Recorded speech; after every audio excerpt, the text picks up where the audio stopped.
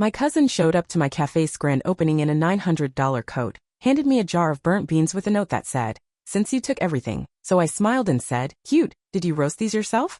The smell of cinnamon and espresso hung thick in the air, mixing with the soft hum of conversation and clinking cups. It was a small gathering, but exactly what I had imagined. Warm lighting, indie jazz playing low, and neighbors laughing around mismatched wooden tables I'd sanded and stained myself. The chalkboard behind the register read, "Grand Opening, Breve and Bold Café. Thank you for believing. My name is Iris. I'm 38 years old, and I live in Asheville, North Carolina. After 15 years of grinding behind other people's counters, I finally had my own cafe. And for the first hour it felt like a dream coming true." That was before June walked in. She breezed through the door like a gust of perfume and bad decisions, her heels clicking sharply on the tile. A designer tote dangled off her arm, and her blonde curls looked salon fresh as usual. I watched heads turn, mostly out of confusion. June didn't exactly fit the local vibe, and she wasn't exactly someone I had expected to see. "Iris," she said, her smile too wide, her voice just a bit too loud. "Congratulations, cousin. Look at this place, so rustic." Rustic, cute, that's what people say when they mean cheap, but I kept smiling. "Thanks for coming, June," I said. She leaned in and kissed the air beside my cheek, then reached into her tote and pulled out a small mason jar with a plaid ribbon tied around the lid. "I brought you a little something," she said. "For your big day?" The tag said special roast. I raised my eyebrows. "Ah, thank you. That's thoughtful." I unscrewed the lid slowly, already suspicious. The smell hit me first burnt, not just over-roasted, but like someone had tossed the beans in an ashtray and sealed the jar. Inside were small, blackened coffee beans, cracked and shriveled, with a folded note resting on top. I pulled it out and opened it. "Since you took everything, here's what you left me." I didn't say anything right away, just smiled slow and measured. I knew what this was. June always had a flair for passive aggression wrapped in glitter. "Did you burn the beans yourself?" I asked calmly, "or did you pay someone for the service?" A couple of guests nearby snorted quietly. June's jaw tightened and I caught the faintest twitch at the corner of her eye. She hadn't expected me to say anything. She definitely hadn't expected me to smile. What she didn't know, or maybe she did, was that just last week, I stopped paying the rent on the 2-bedroom apartment in Winston she claimed to live in. She hadn't set foot there in over a year. I only found out after a property manager called me directly, wondering why someone else had been using the place and paying cash under the table to June. That rent was coming out of my pocket, had been for years. So no, her little gift didn't faze me. If anything, it confirmed I'd made the right call. She stood there, waiting for a reaction. Maybe a meltdown, maybe a dramatic scene. But I just screwed the lid back on, placed the jar on the counter behind me, and offered her the same smile I gave every customer. "Enjoy the event," I said. "There's fresh brew by the window. The kind people actually want." The murmur in the cafe dropped a little, just enough to hear spoons pause in ceramic cups and shoes scuff against the tile. Everyone had seen the jar. Everyone had read the room. It was that kind of tension, sharp, quiet, awkward. But I wasn't going to give June the satisfaction. I turned back to the espresso machine, calmly adjusting the steam wand and frothing milk like nothing had happened. June lingered near the register, her arms crossed, probably waiting for someone, anyone, to come to her defense. No one did. She cleared her throat. Loudly, twice. Then, like clockwork, she tried again. "Really, Iris?" she said. "You think that was funny?" I didn't turn around right away. Let the question hang there. Then I set down the pitcher, turned, and looked her straight in the eye. "I don't know," I said. "Depends. Did you roast the beans yourself, or did you hire someone on Etsy?" That got a couple more laughs. Chuckles rippled through the small group at the back table near the window. Even my landlord, Russ, who rarely smiled, cracked one. June's face flushed pink. Her nostrils flared. "You think this is a joke?" she snapped, voice rising. "You cut me off like I'm some charity case." I blinked slowly. "June, you were renting an apartment in my name and subletting it to a stranger for cash. That's not charity. That's fraud." Someone near the pastries dropped their spoon. June looked around, suddenly aware that every single person was listening now. No one was pretending anymore. "I had my reasons," she said, defensive now. "It's not like I was living large. You showed up in a $900 coat," I said quietly. "I think you're doing fine." She opened her mouth, then shut it. I could almost see the thoughts scrambling for the right words, the right spin. But there was nothing left to twist. "Let's not pretend like I haven't helped you too," she said, switching tactics. "All those art shows you hosted in the back room? The community events? You think I didn't bring people in?" I gave her a long look. "You hosted one art night that ended with an empty wine rack, a broken chair, and someone crying in the bathroom because their ex showed up. People said it was emotional," she muttered. "People said it was a disaster," I said, still calm. "I cleaned up the mess." Like always, for a moment, June just stood there, no snark, no comebacks. Just red cheeks and shaking hands gripping the edge of her handbag. She had come here to humiliate me. But now the attention she wanted was turning on her, not as a performer, but as a spectacle. And I wasn't even angry. I just felt tired. "Coffee's by the window," I said again, gently this time. "You can stay, but the drama's done." The way she stood there, frozen and exposed, I knew it was the first time in years she hadn't been able to twist the narrative. And the silence around her? That was the sound of people finally seeing the truth. June didn't move. She just stood there, still clutching her purse like it was the only thing holding her together. Her mouth opened, then closed again. Then she let out this bitter little laugh, the kind that comes just before someone says something cruel. "You think you're better than me," she said,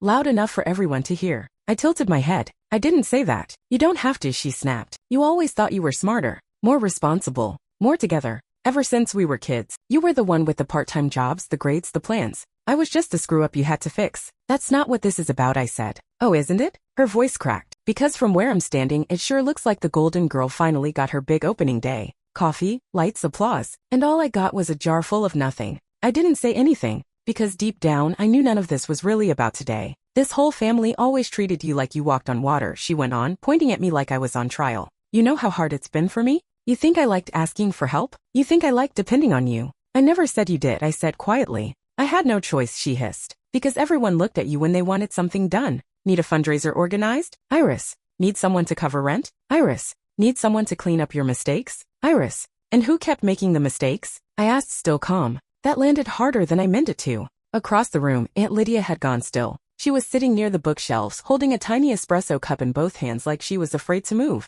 Aunt Lydia had always taken June's side. Every family disagreement, every passive-aggressive holiday dinner. June was the artistic one, the sensitive soul. But right now she wasn't saying a word. Her eyes were on June, and they weren't full of sympathy this time. Just something quieter, sadder. "You owe me," June snapped suddenly, turning to face me again. I blinked. "For what?" "For every time I had to sit there and watch you get praised while I got ignored. For every time I had to fake a smile while you got credit for being the one who kept the family together. You think you earned all this?" She waved her arm around the cafe. "You think you deserve it?" I didn't answer right away. I could feel the air shift. The whole room was still, the tension now humming like a live wire. Then June's face twisted, and before anyone could stop her, she grabbed the jar from behind the counter and hurled it. It hit the floor between us, shattering on the tile. The burnt beans scattered like ashes, and the sound echoed in the quiet room. That's when Tasha, my best friend and business partner, stepped forward. "Get out," Tasha said, loud and firm. "Now." June looked at her like she'd been slapped. "Iris doesn't owe you a damn thing," Tasha continued. "And if you think you can come in here, trash the place, humiliate her in front of our community, you've got another thing coming."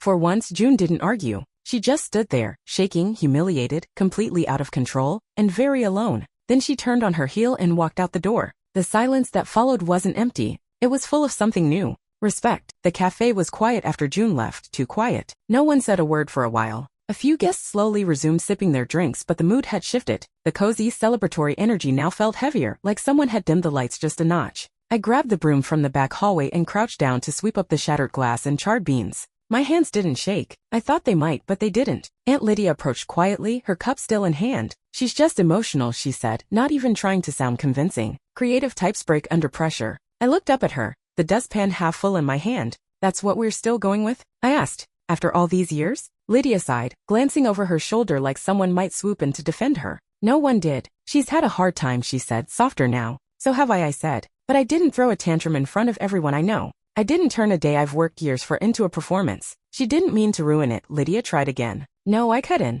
She meant to embarrass me. That note in the jar wasn't an accident. She wanted me to feel small. Just like always." Lydia opened her mouth like she wanted to argue, but nothing came out. Behind us, near the window, someone cleared their throat. Uncle Henry. I hadn't even seen him come in earlier. He was sitting alone, hands folded on top of his cane, watching the room like a man seeing it differently for the first time. "She's right," he said, his voice gravelly but steady. Lydia turned to him, startled. "Henry." "She's right," he repeated. "June's been getting away with this kind of thing since she was 12. And every time, we've all let it slide." That shut Lydia up. I stood slowly, broom still in hand, waiting for the moment to pass, but it didn't. My uncle, the same man who used to scold me for stirring up trouble when I called June out, now sat there looking tired and honest. "I should have said something a long time ago," he said. "You've carried a lot more than your share, Iris." I didn't know what to say. Part of me had given up on ever hearing someone from my family say that out loud. Lydia looked stunned, like the script had been flipped and no one told her we were improvising now. She opened her mouth once more, but no defense came.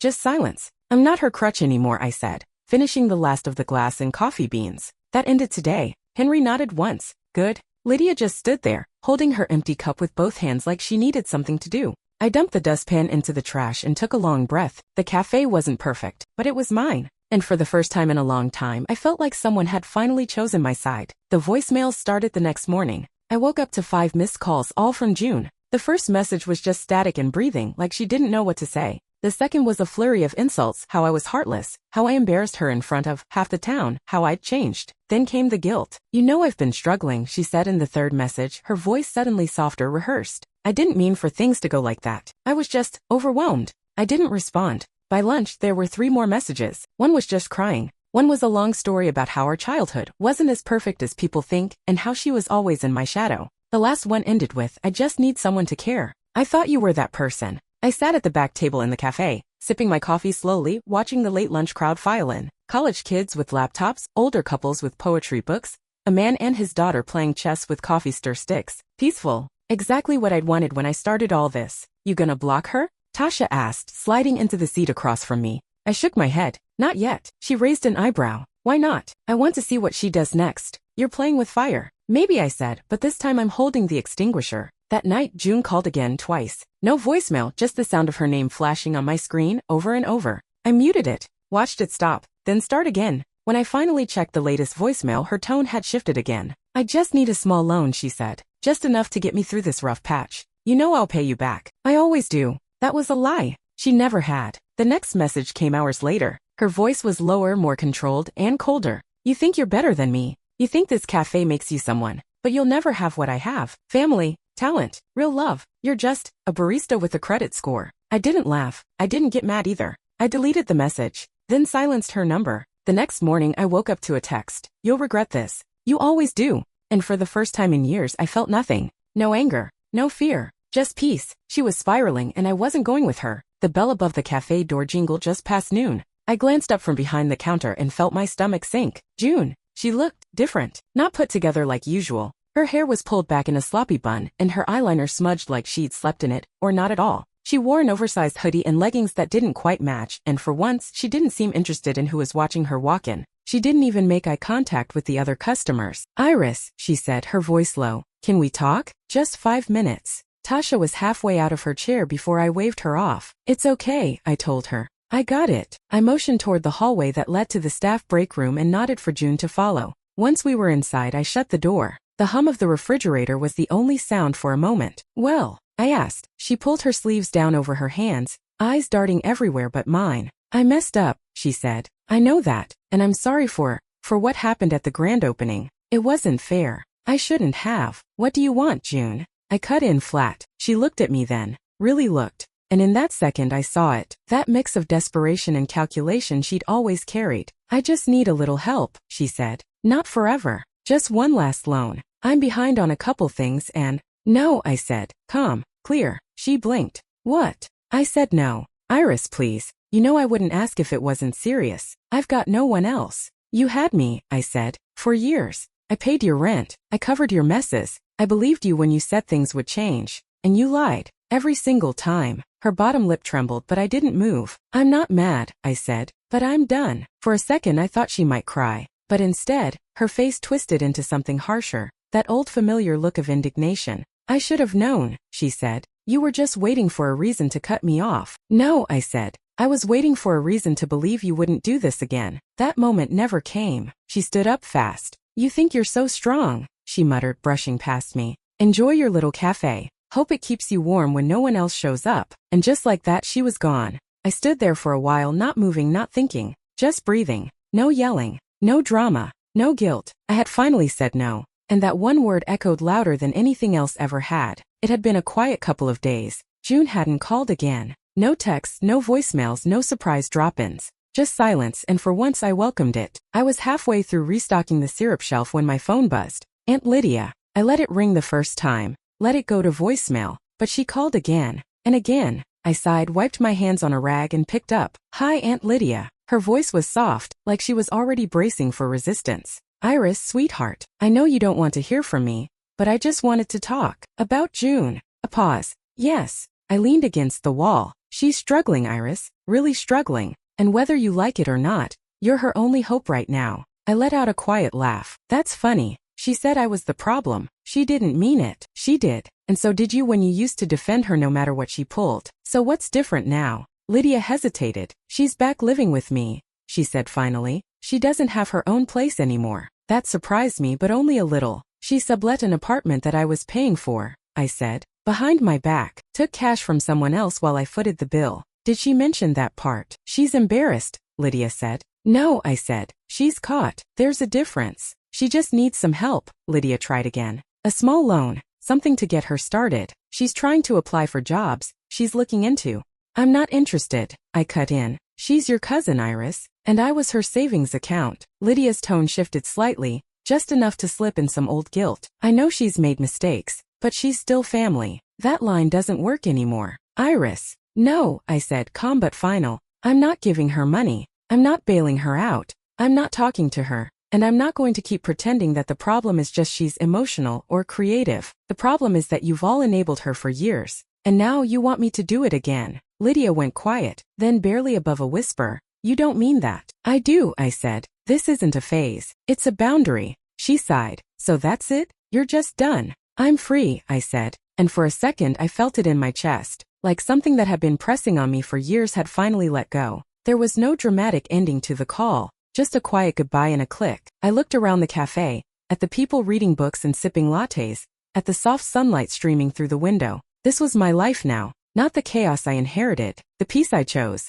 It had been almost 3 weeks since the grand opening, since the jar, since the last voicemail. The silence had been golden. Most days I barely thought about June. My focus was on the cafe. A glowing review had just run in the local lifestyle magazine, and new customers were trickling in every day. I was finally starting to feel like I could breathe. Then one Thursday afternoon, the bell over the door jingled, and there she was again. But this time, she wasn't alone. Uncle Henry stood beside her, hand on her shoulder like he was steadying her, or keeping her from bolting. He gave me a small nod. She didn't meet my eyes. Just 5 minutes, he said gently. That's all she's asking. I looked at June. She looked smaller than before. No makeup, no jewelry, just a faded t-shirt and jeans with a hole in one knee. Her eyes were red, but not fresh from crying, the kind of red that sticks after a long stretch of not sleeping. I nodded slowly. 5 minutes. Sit. We moved to the back table near the bookshelf. Tasha saw us and raised an eyebrow. I gave her a nod that said, I've got it. June didn't speak right away. She stared at her hands. I'm not gonna give a speech, she said.